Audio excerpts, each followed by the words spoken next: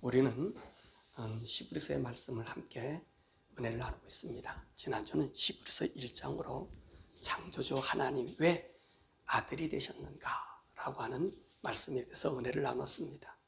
오늘은 히브리서 2장의 말씀으로 예수님이 왜 사람이 되셨는가 말씀을 나누려고 합니다. 창조주 하나님이 인간이 되셨을까? 왜 하나님이 인간이 되셨을까? 첫 번째로 그 인간의 존재의 가치 때문에 그런 것입니다.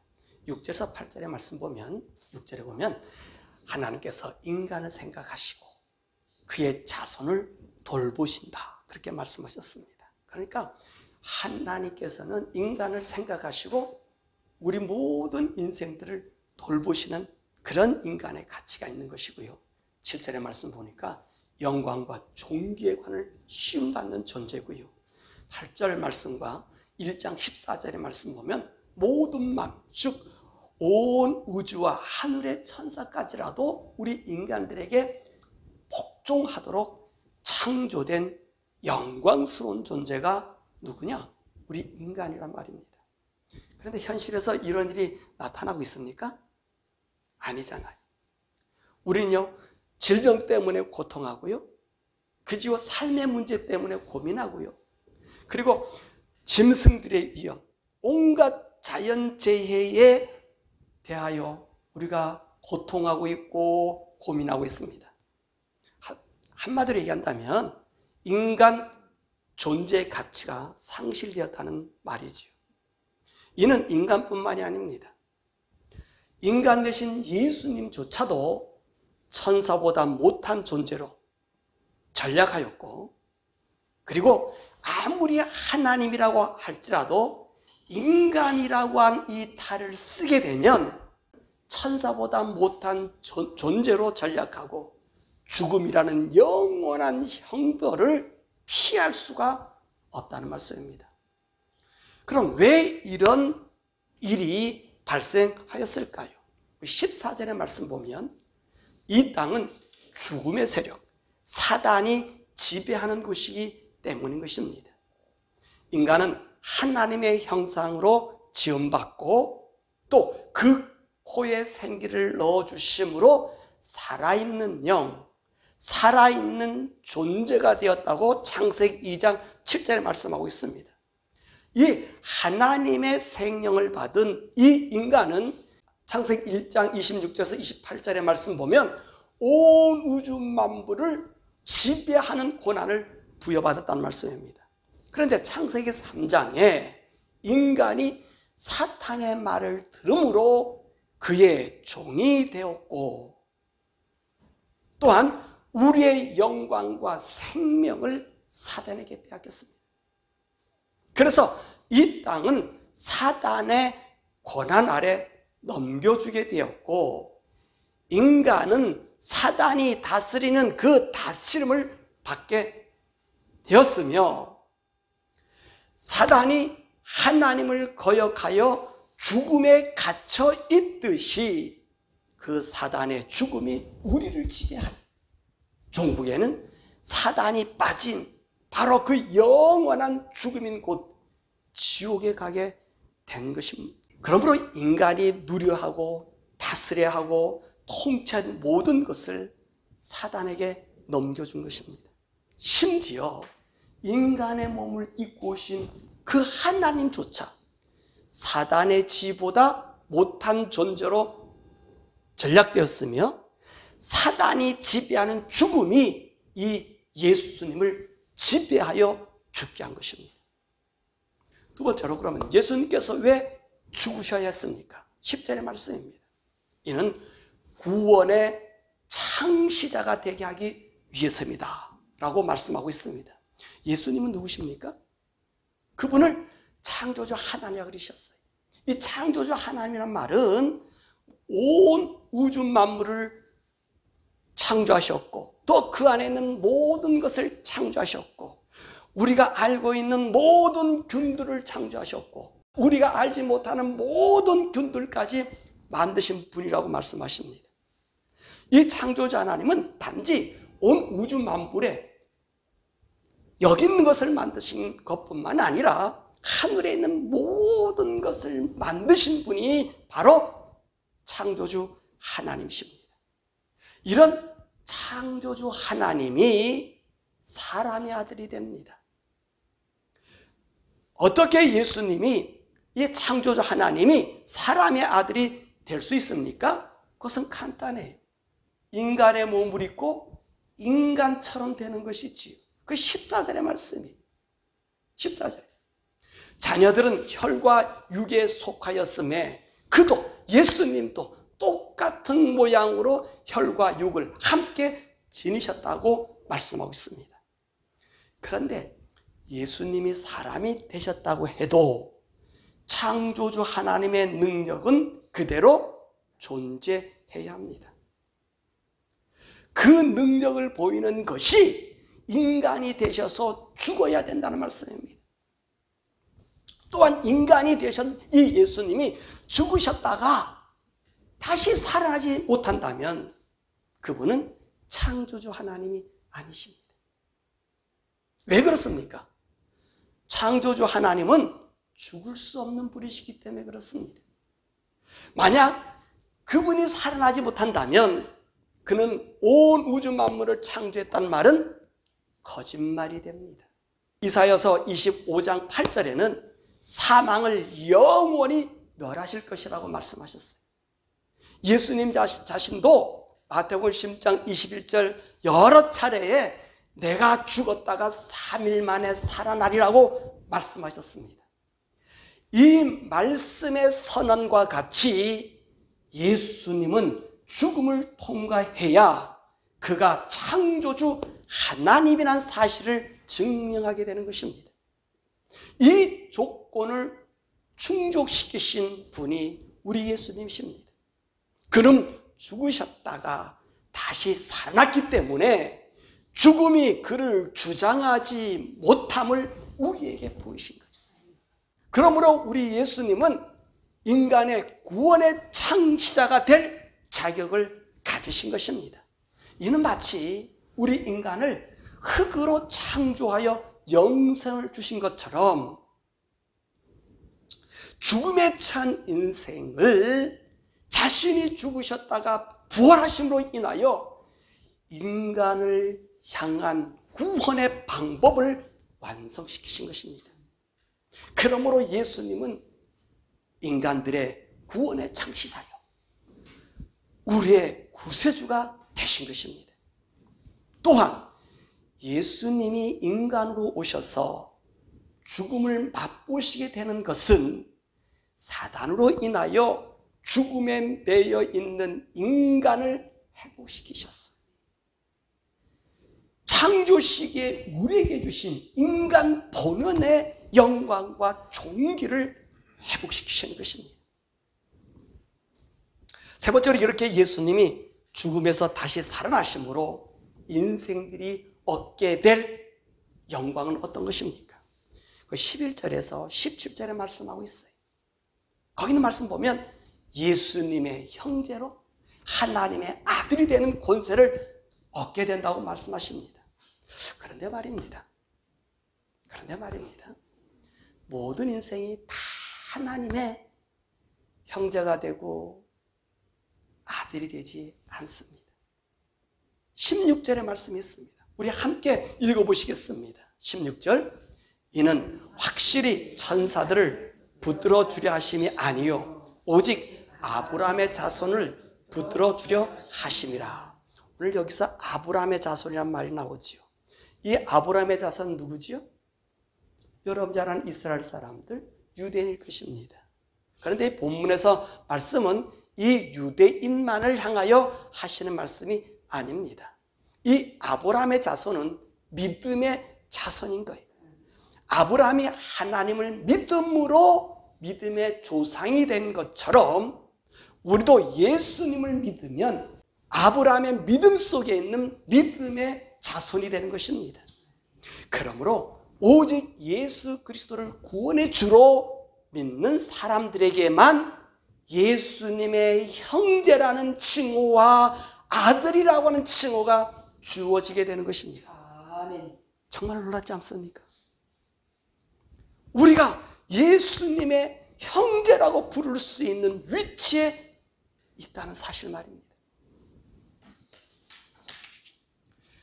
그럼 네 번째로, 그럼 이 예수님의 형제로 부를 수 있게 하는 곳이 어디입니까? 12절의 말씀입니다. 우리 함께 읽겠습니다. 이르시되 내가 주의 이름을 내 형제에게 선포하고 내가 주를 교회 중에서 찬송하리라. 자, 찬송한다. 교회 중에서 찬송한다. 예수님을 형제로 부를 수 있는 곳이 어디라고요? 교회라는 말입니다. 그렇다면 이 교회는 누가 세웠을까요? 교단들이 정해서 이 교회라는 말을 세웠을까요? 종교개혁자들이 종교개혁을 일으켜서 많은 교회를 세웠을까요? 천주교라 그러잖아요. 캐톨릭은 천주교라고 그러고 우리는 교회라고 그러고요. 아니면 초대 교부들, 우리 디모데를 비롯해서 그 많은 교부들, 그런 사람들이 교회라고 불렀을까요?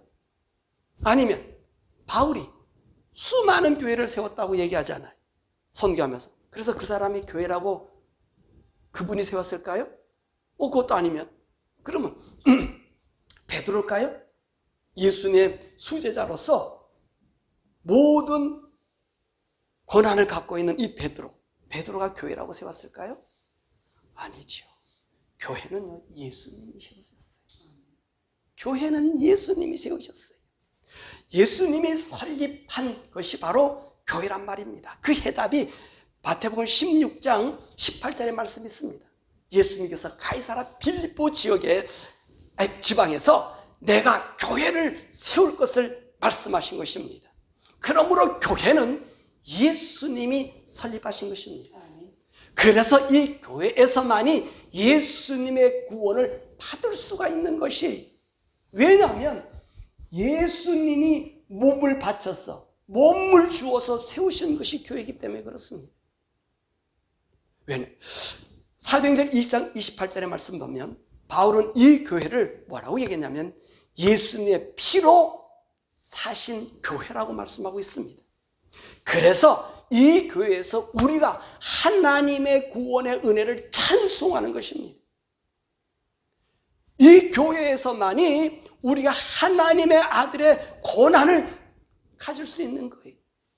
5절에 보니까 장차 올 세상, 천국에서 우리는 하나님의 아들의 지위로서 영광을 누리며 천사를 다스리는 이 권세를 갖습니다. 이것이 어디서 나오는 거예요? 이 교회에서 나오는 거예요. 이 교회에서. 그러므로 우리는 이 교회를 중히 여겨야 되는 거예요. 그래서 예배를 중히 여겨야 되는 거예요. 하나님 앞에 이 예배를 드리는 것은 우리 생명을 드리는 거예요. 예배 드리는 것은 내가 산 제사가 되는 거예요. 그것이 어디서? 절간에서 할 수 있는 것도 아닙니다. 천주교에 가서 할 수 있는 것도 아니고요. 다른 어떤 종교가 갖고 있는 신당에서 되어지는 게 아니라 이 교회에서 예수님이 피로 사시고 피로 값주고 사신 이 교회에서만이 우리가 이 하나님의 구원을 맛보며 이 구원의 은총을 찬양할 수 있는 것입니다. 그리고 하나님의 구원의 능력을 맛보는 하나님의 아들로 회복시켜주는 것이 이 교회이기 때문에 그렇습니다. 그래서 여러분들이 주님 앞에 나와 예배하는 건요, 산제사를 그러는 거예요. 생명인 거예요. 예배는 생명인 거예요. 많은 사람들이 교회 안 나오면서 나 예수 믿는다라고 얘기합니다. 믿는 게 아니라고 저는 생각합니다. 물론 유형적인 교회와 무형적인 교회가 있습니다. 유형적 교회는 우리의 건물이 됩니다. 공동체입니다. 무형적인 교회는 우리 안에 있다 그러죠. 그런데 말입니다. 내 속에 예수가 있으면 내가 하나님의 아들로 고백하는 산제사는 유형적인 교회에 와서 드릴 수밖에 없습니다. 내가 하나님의 구원을 받으면서 유형적인 보이는 이 교회의 모델, 거기에서 예배드리지 못한다면 나의 구원을 생각해 봐야 합니다.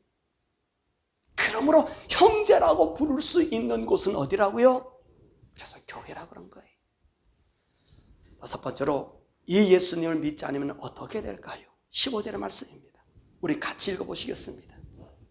15절, 죽기를 무수함으로 한평생 매어 종로로 타는 모든 자들을 놓아주려 하십니다.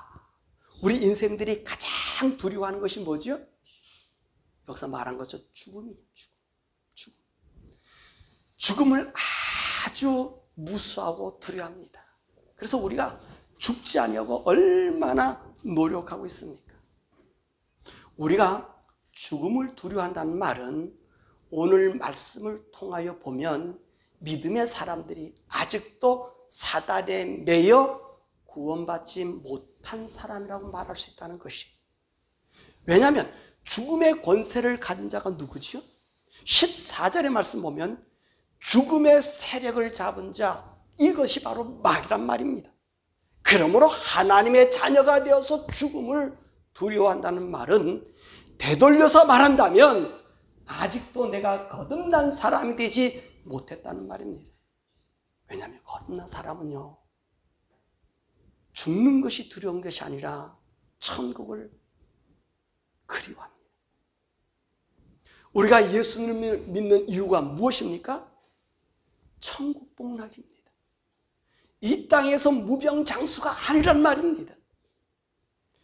그래서 구원받는 사람은요, 이 세상의 죄 가운데 사는 것보다 빨리 이 사탄의 세상에서, 이 죄악 세상에 떠나서 우리 주 만나기를 더 소원하는 거예요.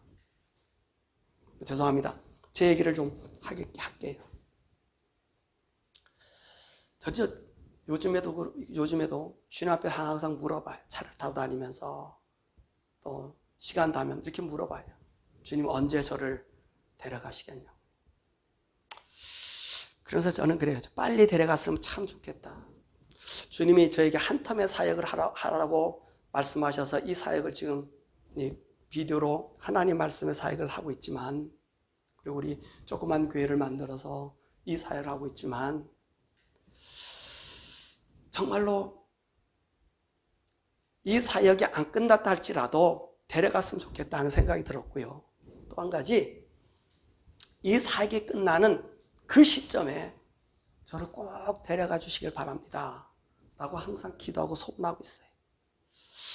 혹시 여러분들이 이 말씀 들으면 이렇게 생각하실지도 몰라요. 야, 당신 참 살기 힘들나 보구나.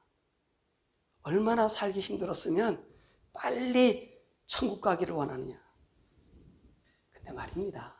아니에요. 저는요, 지금 그 어느 때보다 좋은 시간을 보내고 있어요. 염려도 없고요, 걱정할 것도 없어요. 염려도 없고요, 걱정할 것도 없어요. 그런데 말입니다. 주님이 저를 지금 오라고 하면 너무 좋겠어요. 너무 좋겠어요. 한 텀의 한 텀의 이 사역이라고 얘기했지만, 이 사역이 아니라 지금 뭐라 했으면 좋겠다는 말이에요. 그 이유가 뭐냐면, 이 하나님이 일을 하고 있는 한 텀의 사역을 주어서 하고 있지만, 이 사역 속에서도요, 제가 원치 않는 죄에 휩싸인 것을 볼 때에 하나님 볼 면목이 없어요. 솔직한 얘기. 내가 이 일 하는 거, 주님이 주신 말씀, 제가 설교가 좀 딱딱하죠. 좀 어떨 땐 말이 부드럽지 못해. 왜냐하면 주님이 제게 주셔서 이 말 하라고 했기 때문에 이걸 여러분들 주다 보니 제 얘기를 사람처럼 이렇게 꾸며서 얘기를 못하기 때문에 말이 이렇게 좀 어눌해졌어요. 한다 해도 내 속에 그 오염된 죄가 들어오더란 말이에요. 많더란 말이에요. 원치 않게. 그럴 바에는 인생을 더 사는 것보다 오히려 주님, 지금 조금 더 죄 덜 질 때, 조금 더 오염됐을 때, 아니라고 얘기한 이 죄가 나를 주장하지 못할 때 주님 저를 데려갔으면 좋겠습니다. 그래 제가 고백하는 거예요. 지금이라 좋다. 아마 이 고백은요, 저뿐만 아닐 거예요. 구원받은 사람이라면 모두가 공통적으로 하는 소원이 아닐까 합니다. 왜냐하면 사단의 세상에서 우리의 나라, 천국을 그리는 것은 너무나 당연하기 때문에 그렇단 말씀입니다. 그래서 의인들은 죽음을 두려워하지 않는 거예요. 질병을 겁내지 않습니다. 전염병을 무서워하지 않아요. 이런 것들로 인하여 내가 죽게 된다면 이 죄악의 세상에서, 이 악에서, 거짓에서 빨리 벗어나서 참 하나님의 안식에 들기 때문에 그러는 것입니다. 말씀을 냈습니다.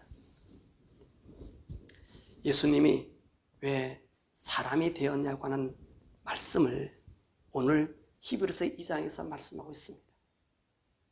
하나님은 구원의 창시자가 되기 위해 직접 인간이 되어서 이 땅에 오셨습니다. 오신 것뿐만 아니라 인간이 망쳐놓고 인간이 저지른 온갖 죄악을 그분이 모두 뒤집어 쓰셨습니다. 그리고 십자가에 온몸이 만신창이가 되어 홀라당 벗겨져서 모욕을 당하시다가 죽으셨습니다. 이 죽음으로 인하여 사단에게는 인간이 진빚을 갚으시고 아들을 구할, 인생들을 구할 길을 열어놓으신 것입니다.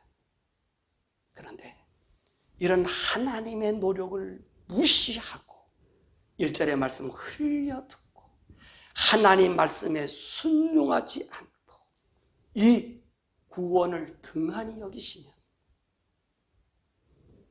사단을 위해 마련한 영원한 지옥으로 인간 스스로 들어갈 수밖에 없는 것입니다.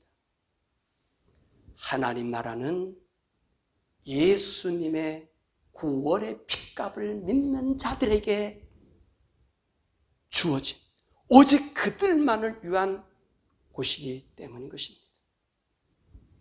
사랑, 우리 성도는 이 구원의 감격을 누리면서 날마다 성령님과 동행하시며 우리의 구원을 지키시고 천국을 사모하는 자들로서 예수님 재림하시기를 간절히 소망하며 영원한 영광의 영생에 들어가시기를 참으로 주 예수 이름으로 축원합니다.